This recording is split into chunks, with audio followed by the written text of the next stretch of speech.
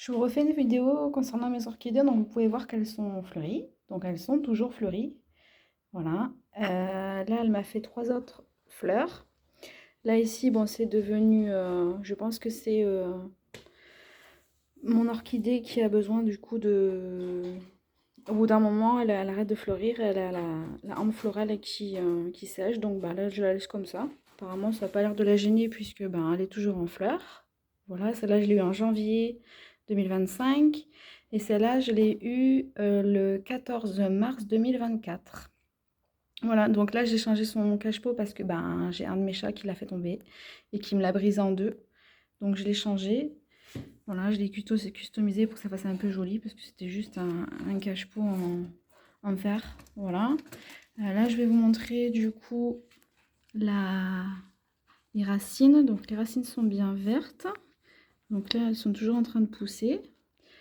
Voilà, donc je vérifie bien toujours les racines. Donc là, il n'y a pas d'eau, j'en ai pas remis depuis 2-3 jours. Je la mets toujours à la lumière. Ensuite, quand vous voyez que la racine est devenue grise, c'est qu'elle a besoin d'eau. Si vous voyez que la racine est bien verte, il n'y a pas besoin d'eau. À ce moment-là, vous la laissez comme ça. Au niveau de l'eau, moi je laisse juste un fond d'eau quand la racine est verte. Enfin, quand les racines sont vertes, je mets juste un fond d'eau en bas, dans le cache-pot. De l'eau de bouteille, moi je mets de l'eau cristalline. Voilà. Et pareil pour l'autre. Hein. Voilà. J'ai remis un peu de...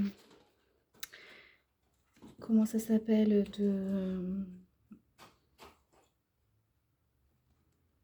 Ah, elle a besoin de... Elle par contre, elle a besoin d'eau. Vous voyez? C'est tout sec, c'est tout rabougri. Donc on va remettre un peu d'eau. Il y a deux autres petites feuilles pardon, qui sont sorties là aussi. Donc ce que je fais, c'est que quand elles ont besoin d'eau, je les vaporise avec ça. Donc pareil, je mets de l'eau de bouteille. Hein. Donc je vaporise comme ça, un petit peu. Ça lui permet d'avoir un environnement humide. Concernant mon autre fleur derrière, bon, elle a mal vécu parce qu'en fait, ce qui s'est passé, c'est qu'elle avait des feuilles super jolies, comme celle-ci. Et en fait, je l'ai mise dehors, à la lumière. Et vraiment au soleil, elle n'a pas supporté. Donc je l'ai re-rentrée. Voilà, parce que là, il faut savoir que là, dans le sud, il fait pas mal chaud. On peut atteindre jusqu'à les 28 degrés. Donc là, je l'ai re-rentrée parce que je pense que ça va pas du tout.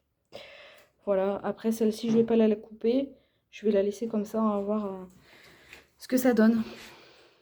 Voilà, donc là, j'ai 3 fleurs. Celle-ci. Sachant que quand je l'ai eue, elle en avait 2. Il y en a une qui a... Il y a une fleur qui a fané et qui est tombée. Il ne m'en restait plus qu'une. Et là, bon, j'ai réussi à bien la gérer. Et bah, celle-ci, bah, toujours, hein, j'ai une hampe florale qui s'est cassée parce que j'ai voulu remettre la tige. Et en fait, en voulant remettre la tige, le tuteur de la tige, en fait, la tige, elle s'est cassée. Elle a fait clic, elle s'est retrouvée en bas, par terre. Donc, ben, après, elle a pas séché, elle a pas fané, elle reste comme ça. Je la laisse comme ça. Et après, donc là, j'ai remis ce que je vous disais, j'ai remis des... Comment ça s'appelle? Du rempotage. Donc, moi, je mets ça. Donc, j'ai acheté un truc de jardinage. Hein. Voilà, du terreau d'orchidée, pardon. Voilà, j'en mets un petit peu parce qu'il n'y en avait plus. Et voilà, donc là, il y a une racine qui est sortie. Moi, je la laisse comme ça. J'essaye de l'humidifier un petit peu quand je vaporise. Et voilà.